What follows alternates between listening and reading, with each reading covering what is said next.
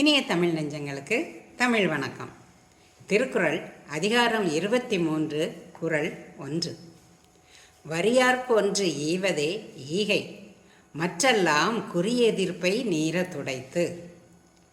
இல்லாதவர்க்கு வழங்குவதே ஈகை பண்பாகும். மற்றவர்களுக்கு வழங்குவது என்பது ஏதோ ஓர் ஆதாயத்தை எதிர்பார்த்து வழங்கப்படுவதாகும். வரியார்க்கு ஒன்று ஈவதே ஈகை, மற்றெல்லாம் குறியெதிர்ப்பை நீர துடைத்து. To give to the needy and poor is true charity. All other gifts are given expecting something in return. வரியார்க்கொன்று ஈவதே ஈகை, மற்றெல்லாம் குறியெதிர்ப்பை நீர துடைத்து. நன்றி, வணக்கம்.